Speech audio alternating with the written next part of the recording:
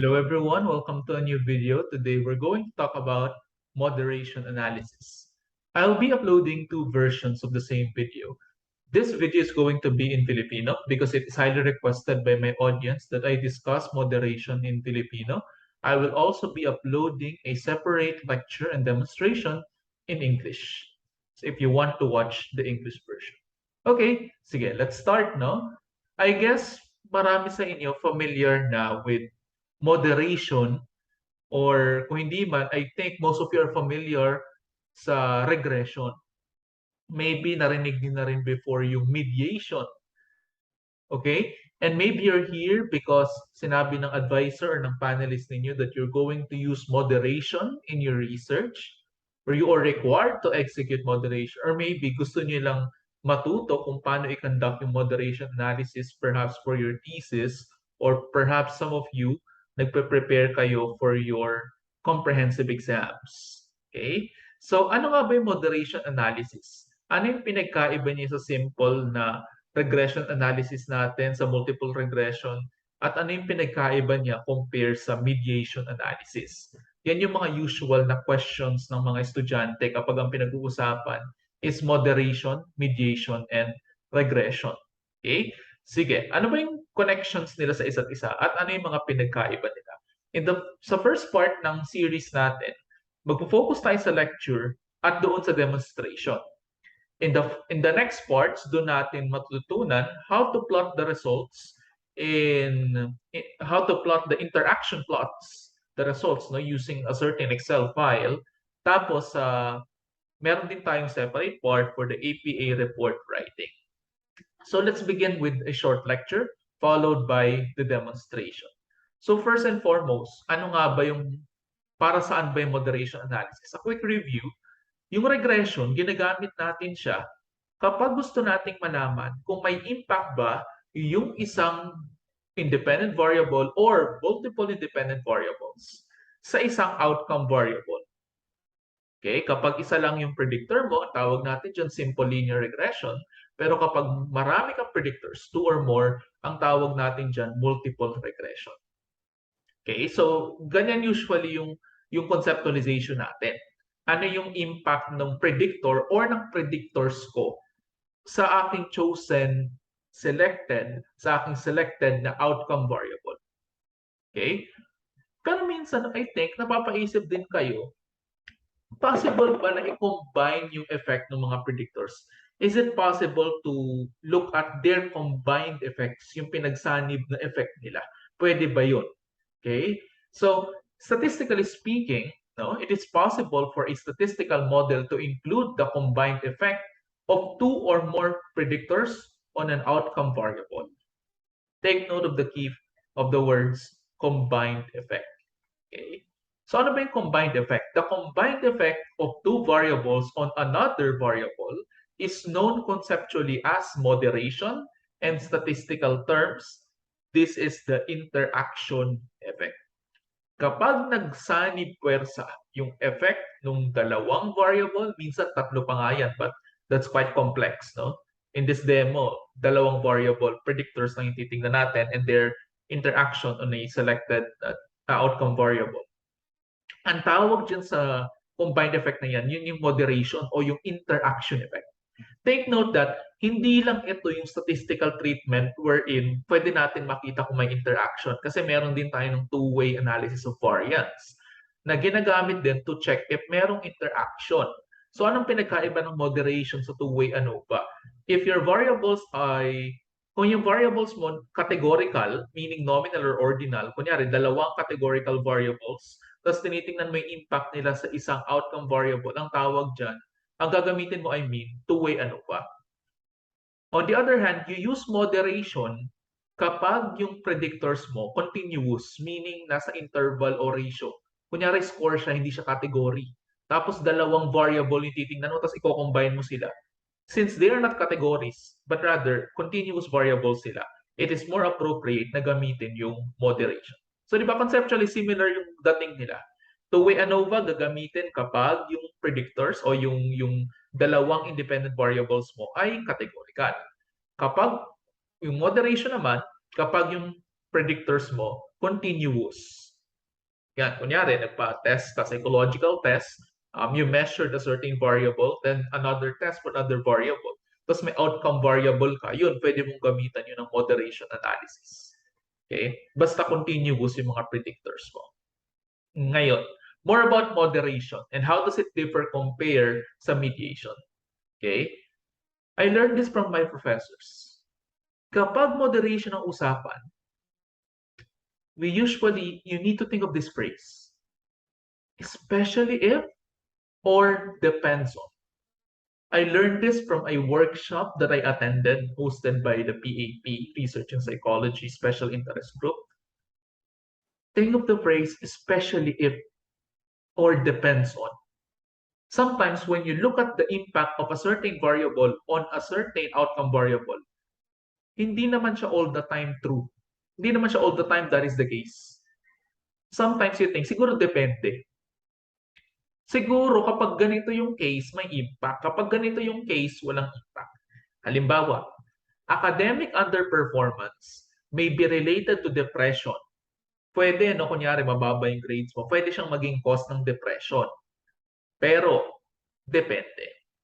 In this case, I will use especially if, no? Especially if the student is neurotic. For my students, for my listeners who have a background in psychology, neurotic means emotionally unstable. So what I'm trying to say here is, kung nag-underperform ka sa academics, pwedeng mag-cause yan ng depression, lalo na kung neurotic ka. Pero kung hindi ka neurotic, pwedeng hindi ganun kalakas yung impact ng academic struggles mo sa depression or mahina yung relationship nila.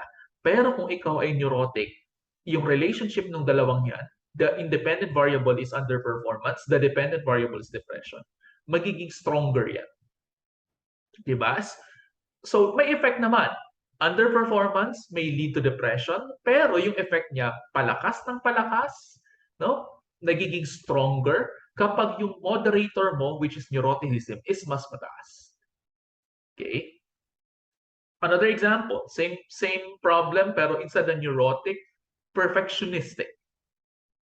Yan, and usually marami na ako na-review yung literature na ganyan. Kung perfectionist ka, underperforming in school, okay, may lead to depression, anxiety. Pero kung hindi ka perfectionist, tapos mababa grades mo, parang okay lang, sakto lang. Pero kung perfectionist ka, sila yung most likely nakakaramdam ng psychological disturbances, lalo na if they're struggling in school. So, especially if perfectionist ka.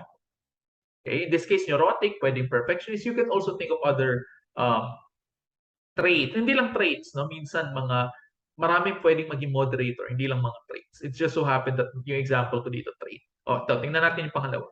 Conscientiousness, yung pagiging masipag, pagiging hardworking, may be associated with academic success.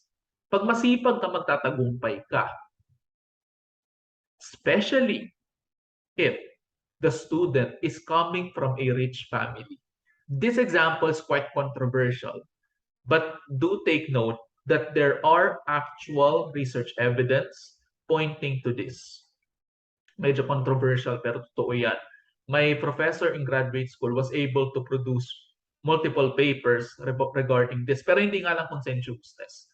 Growth mindset is related to academic success but only among mayayaman.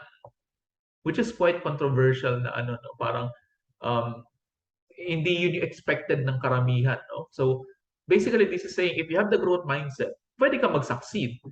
Pero required na mayaman ka. Which is quite sad. Kung hindi ka ganun kayaman, even though you have the growth mindset, may hirapan ka mag-succeed. Okay? So, di ba, nakikita, may relationship. Conscientiousness to academic success, growth mindset to mathematical ability, pero depende.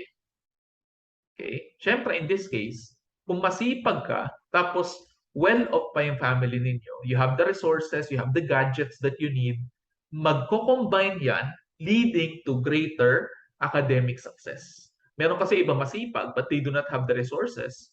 So, kahit masipag sila, nahihirapan sila mag-succeed. Diba? I hope these examples are madali maintindihan. Take note that in this case, the independent variable is conscientiousness. The outcome variable is academic success, while the moderator is the socioeconomic status of the student or the student's family. Take note that ang moderator hindi lang palaging continuous. I forgot to emphasize this earlier. Ang moderator pwede rin categorical as long as yung independent variable mo is continuous. Kunyari, academic underperformance may be related to depression for especially sa mga honor students but not among mga non-honor. Pwedeng ganun. Instead na neuroticism, pwedeng honor or non-honor student. Pwedeng categorical. Okay, meron na ring study about that na ginawa, na nabasa ko before. Okay?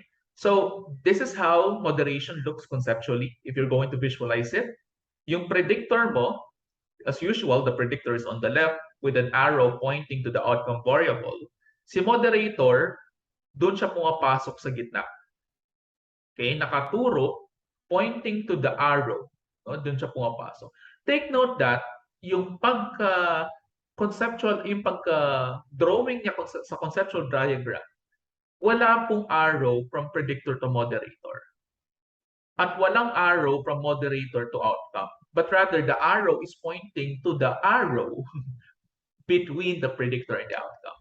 Bakit po ganon? Kung ang gusto niyo makita, may arrow from the predictor to moderator, ang tawag dyan, mediation. That is for another lecture. Sa mediation kasi, yung mediator mo, siya yung outcome ng predictor mo. Tapos yung mediator mo, ang outcome niya, yung outcome variable. Kumbaga, siya yung nagsisilbing tulay. Sa moderator, hindi, that is not the case. Sa moderator, think of it as an external variable. Hindi siya outcome ni predictor. A moderator ay isang external variable na nag-i-influence sa relationship ng predictor at ng outcome. Okay, so going back to the examples earlier. Okay, going back to the examples earlier. Academic underperformance may be related to depression, especially if the student is neurotic. Yung neuroticism, it does not come from academic underperformance. It is your trait. In this case, it is an external variable. Hindi po siya outcome ni underperformance. External variable yan na nakaka-influence sa relationship ni Ivy at ni D. Okay? So, kung ang iniisip nyo outcome ni predictor, yung nasa gitna, that is mediation. Ang moderation, hindi po outcome ni predictor ang moderator. It is an external variable that influences the relationship between the predictor and the outcome. A moderator is a variable that may even change the relationship from weak to strong, from strong to weak, or from significant to non-significant, from positive to negative. Those are the different ways a moderator can influence the relationship of the IV and the DP. Statistically speaking, this is how our statistical model looks like. Kapag nag-compute tayo, we look at the impact of the predictor to the outcome. We also look at the impact of the moderator on the outcome. And then you can, traditionally, what we used to do is to multiply the predictor and the moderator using SPSS. Pag na-multiply mo na sila, kapag yung impact niya sa outcome variable significant, that is when you say na meron pong moderation. But we no longer do that nowadays. Kasi meron namang mga plugins, halimbawa sa SPSS, that you can use para hindi ka na mag-create ng interaction term, hindi ka na mag-multiply. Here are some more examples, no? Tingnan natin. This is, by the way, I got this example from the internet, I think this is from James Gaskin. No, tingnan natin. Exercise positively moderates. Particularly, meron kasi mga types of moderation na hindi ko na na-cover, like amplify, exacerbate, and so on. Buffer, meron mga ganyan. No? May mga ganyan types. Pero hindi ko muna sila i-cover for simplicity. Okay? Exercise positively moderates the relationship between diet and weight loss. Okay? Ang tawag na dito, interaction plots. Yan. So, yung explanation niya dito, exercising makes dieting more effective. Yes, dieting may lead to weight loss. May be related to weight loss. Pero, kapag nag-exercise ka, yung impact ng diet sa weight loss, mas lalong nakikita. Tingnan na, observe that in the interaction plot, kapag yung mga linya ay hindi parallel, tingnan niyo yung red, di ba? Ang taas nung slope niya, napaka-steep, no? Lumakas yung effect. Yung blue, hindi masyado, medyo flat when compared to the red one. Kapag hindi parallel yung lines, ito lumakas yung effect niya. Ibig sabihin, may moderation. But if the lines are parallel, like the one on the right, ibig sabihin, walang moderation. Okay? So yan yung isang basis na tinitingnan dapat ng isang beginner. Kapag ipa-plot mo yan, which we will learn in the next video, kapag parallel, it means walang moderation. Kapag hindi parallel, it means merong moderation. How do we interpret what's on the slide, sir? Ibig sabihin yan, on the left side, that represents low diet. On the right side, this represents high diet, yung mga nagda-diet talaga.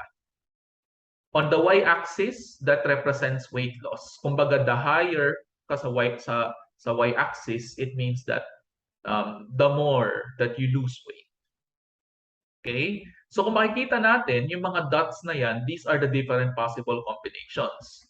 Yung blue dots, they represent low exercise, while the red dot represents high exercise. So makikita natin, may 4 na dots on screen. Let's look at the first one on the lower left side. Ito. Yung diamond shape blue na yung diamond na color blue no, on the lower left side of the chart. Okay? So what does this indicate? Ito po yung combination ng, since blue siya, low exercise, tapos low diet since nasa left. Makikita natin on the y-axis, titingnan natin gaano ba kataas yung weight loss niya. Mababa lang, no? Somewhere around here.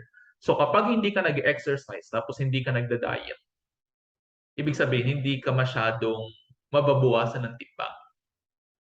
Tingnan naman natin yung red na box right above the blue diamond. Ano yan?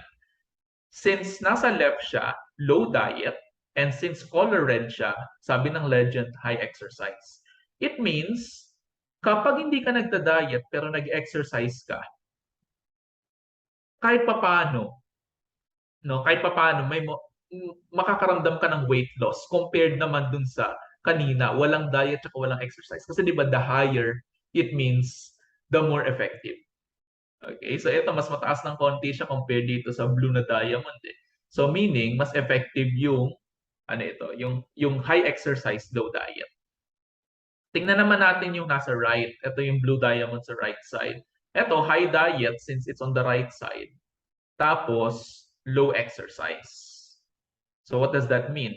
Nagda-diet pero hindi nag-exercise. If titingnan natin sa ating y-axis, halos kapantay lang siya nung red box na nasa left. Meaning, magkasing effective lang sila. Ang una niyong gagawin, in my tip, no, yung una niyong gagawin, tingnan niyo sa interaction plot, ano yung pinakamataas. Yan yung tekniko, ano yung pinakamataas. It means, in this case, yan yung pinaka-effective. Ano po yung pinakamataas? Ito, 4 or somewhere lagpas sa 4. Ito, yung red box on the upper right side. What is this combination all about? High diet, high exercise. It means malaking amount ng timbang ang mababawas sa iyo kapag nagda-diet ka, at the same time kapag nag-exercise ka rin. Kaya take note, hindi po low exercise, low diet. High diet, high exercise. That is this combination. Among the 4, that is the most effective. That's how you can say na merong moderation. Okay? Kasi, kapag isa lang yung gagawin mo, kunyari, exercise lang pero walang diet. Diet lang pero walang exercise. Hindi masyado effective. Pero kapag pinag-combine mo sila, nakikita mo yung effect. Diba? Nagsasanib puwersa yung effect nila. Okay? So, in this demonstration, let's now proceed to the demonstration so that you can see how to run the moderation analysis. In this example, I will be using Jamovi for simplicity, but you can also do the same in SPSS. Okay? So I borrowed this this problem from the textbook of Andy Field, Discovering Statistics Using SPSS. Tapos sabi niya, does having callous and emotional traits moderate the relationship between hours spent playing video games and aggression? Pag sinabi po natin callous and emotional traits, ito yung mga traits na wala kang empathy or wala kang pakialam sa iba. It refers to a pattern of behavior including lack of empathy, guilt or remorse, shallow or deficient affect, lack of concern. Kumbaga, the more callous you are, the more unemotional and wala kang empathy sa kapwa mo. So wala kang pakialam kung nakakasakit ka ng iba. Yun po yun. So, ano bang effect niya? Well, does it moderate the relationship between playing video games and aggression? Okay? So ako personally, hypothesis ko dyan, I'm sharing it on the slide right now. The relationship between hours the relationship between hours spent playing video games and aggression would be stronger for those with higher levels of callous traits. The more unemotional ka, the more na callous ka, the more na magiging aggressive ka. Yun yung aking hypothesis. Okay?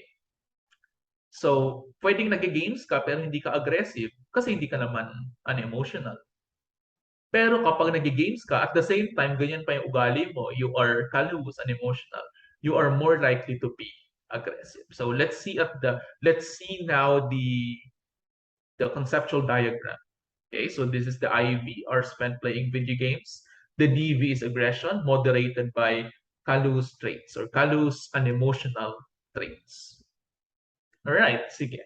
So now let me show you the dataset in Jamovi. So I just opened the SPSS file in Jamovi because you can open SPSS files in Jamovi. You now let us zoom in.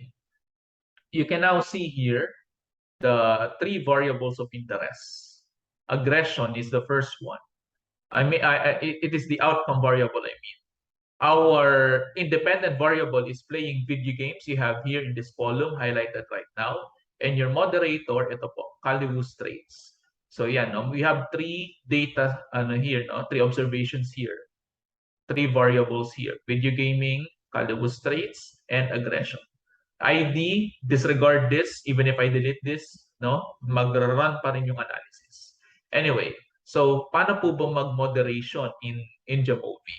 First and foremost, you have to click on modules and then you have to click on Jamovi library and hanapin ninyo sa available yung medmod. Okay, so let's see if yan.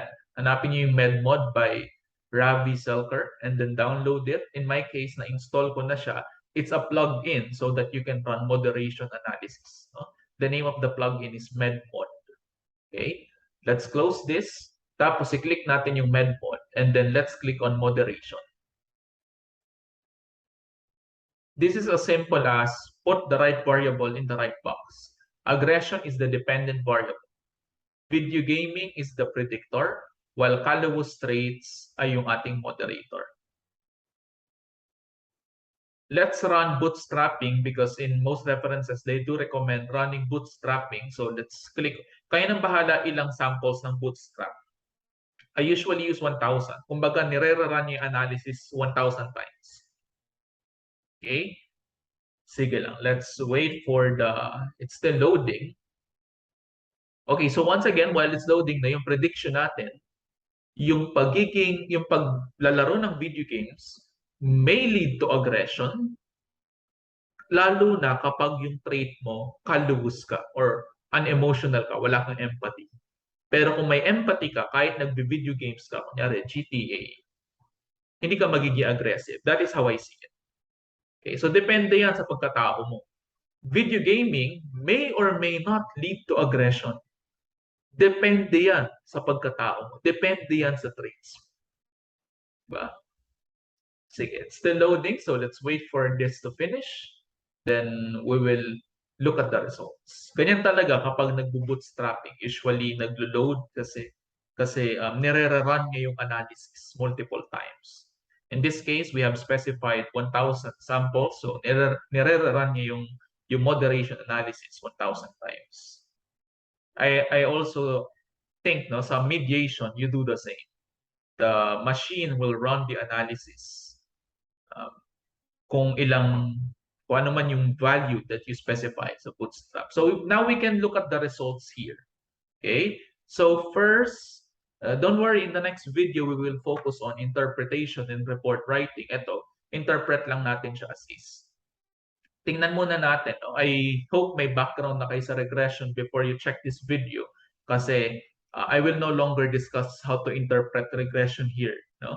I will go straight to the point. Okay? Una, yung bang video gaming, may effect ba siya sa ating aggression? That is the outcome variable. The p-value says, yes, meron. It is less than 0.05 and the estimate is positive 0.17. Meaning, the more you play video games, the more aggressive you become. Yan. Pangalawa, yung bang ating pagiging callous, no, pagiging unemotional, walang pakialam sa kapwa, walang empathy, does it lead to aggression? Definitely. The p-value is less than 0.001. The estimate is positive. So the more unemotional you are, the more na magiging aggressive ka. And kapag minultiply ba, pag pinagsanib puwersa ba sila, does it make you aggressive? No? Do they interact? Sabi ng ating regression table here, the estimate is positive 0.03 and then the p-value is less than 0.001. If the p-value of etong interaction term is significant, it means merong interaction, merong moderation. Kapag hindi yan nag-significant, ibig sabihin walang moderation, walang interaction effect.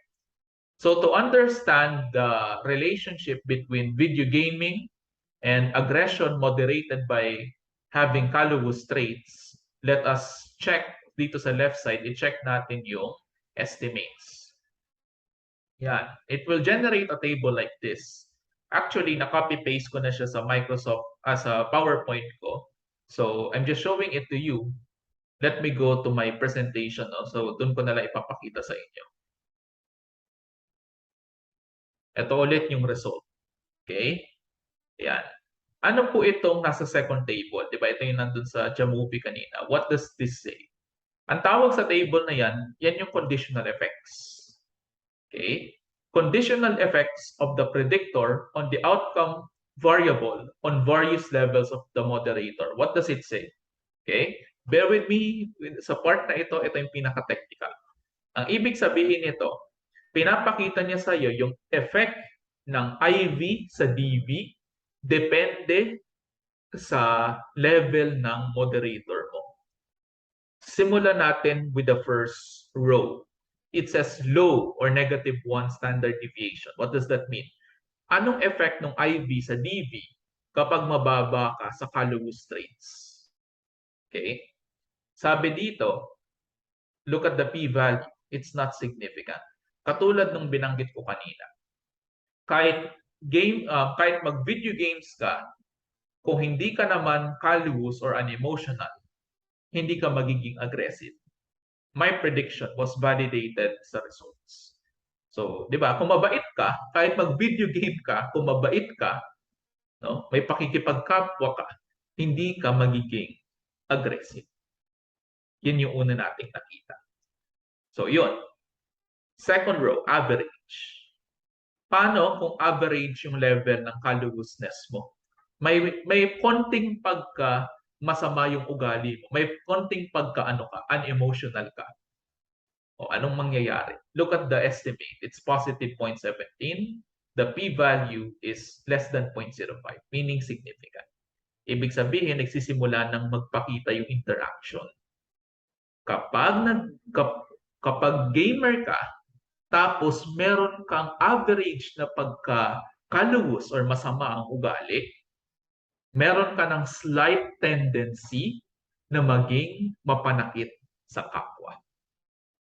With a beta of 0.17, with an estimate of 0.17, and the p-value is significant, less than 0.05. And then finally, what will happen to the relationship of video gaming and aggression if the moderator is high? Paano kung sobrang taas ng callousness mo? Paano kung sobrang sama ng ugali mo? Wala kang pakialam sa kapwa mo? Anong relationship ng video gaming tsaka ng aggression? Look at the estimate, 0.43. Mas mataas pa dun sa 0.17 sa average. Meaning, tumatag, naging stronger yung relationship ng IV tsaka DV. And the p-value is less than 0.001. It means, no, sa simpleng salita, kapag gamer ka, tapos at the same time, yung ugali mo, kalus ka, o wala kang pakialam sa kapwa mo, masama ang ugali mo, you are more likely to become aggressive. Pero, kung gamer ka, pero mabait ka naman, hindi ka mananakit ng kapwa. That is the simplest way to interpret the results. But don't you worry, in the next part of this video series, pag-uusapan natin paano yan i-report in APA format together with how to plot the results using Excel. That is it for the first part of our series in moderation. Hope you learned something. Please subscribe so that you can watch the second part of this series. Thank you very much for watching. See you next time.